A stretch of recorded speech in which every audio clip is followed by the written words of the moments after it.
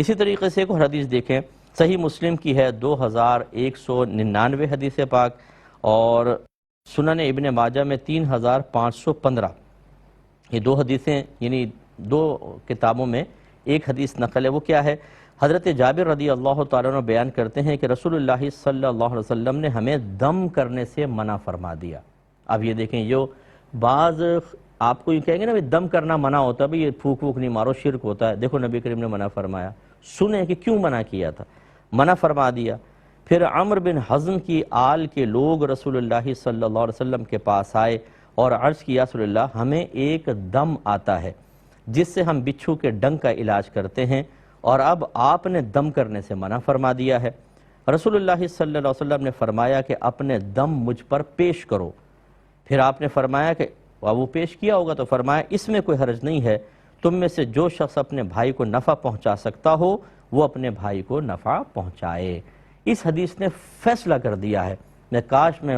کہتا ہوں کہ آپ جو یہ پوسٹیں بھیجتے ہیں نا، یوں ادھر کے بات سن کے یہاں بھیج دی یہاں بھیج دی، ان حدیثوں کو کریں نا، آپ کیوں نہیں کرتے ہیں؟ اس کی پوسٹ بنائیں،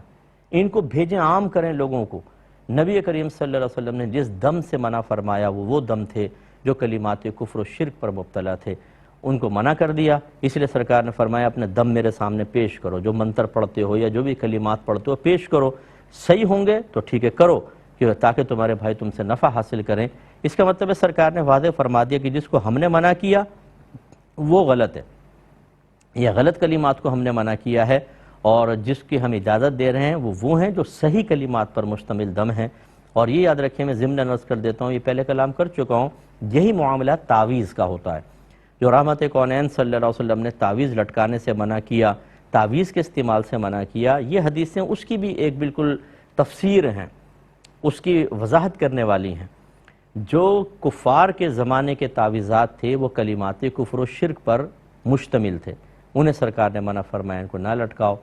اور وہ اتنے معروف تھے، اتنے زیادہ استعمال ہوتے تھے کہ اگر شروع میں تو سرکار نے پاکیزہ کلمات والے تعویذات بھی منع فرمائے، کیونکہ لٹکا ہوا کوئی تعویذ لٹکا کر آ رہا ہے، اس میں قرآن لکھا ہوا ہے، اب دور سے آ رہے ہیں تو دیکھنے والا تو یہ سمجھے گا کلمات کفر و شرک ڈالے ہوئے ہیں، کیونکہ وہی زیادہ معروف تھے۔ اس لیے شروع میں ایسی حدیثیں بھی آپ کو ملیں گی کہ سرکار نے ذکر الہی والے تعویذ بھی منع کیے، لیکن پھر خود صحابہ کرام علیہم رضوان کہتے ہیں، اور یہ پیچھے حدیثیں گزری ہیں، کہ ہم بچوں کے گلوں میں یہ لکھ کر لٹکا دیا کرتے تھے، اعوذ بکلمات اللہ التامات من شر ما خلق، یعنی یہ کیونکہ یہ اس سے کیڑے مکوڑے کاٹتے نہیں ہیں اور آدمی اس سے محفوظ رہتا ہے، تو صحابہ کہتے ہیں ہم ان کو لکھ کر بچوں کے گلوں میں ڈال دیا کرتے تھے، یعنی تعویذ بنا کے ڈال دیا کرتے تھے۔ تو اب یہ جو تعویذات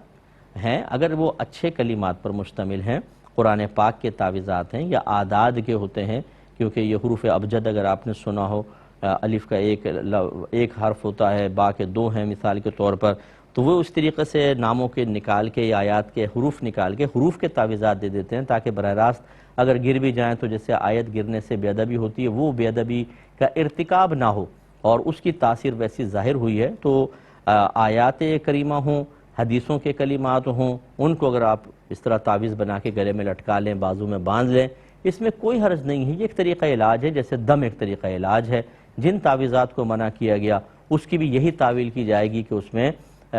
ناجائز کلمات ہوں یا مبہم قسم کے الفاظ کے، جیسے آپ بعض تعویذات دیکھیں نا یہ عاملین لکھ دیتے ہیں، یوں ٹیڑے میڑے لفظ ہوں گے، اکلوسو پکلاسا پتہ نہیں کیا کیا، وہ اس کو پڑھ کے آپ کو لینگویج ہی سمجھ میں نہیں آئے گی۔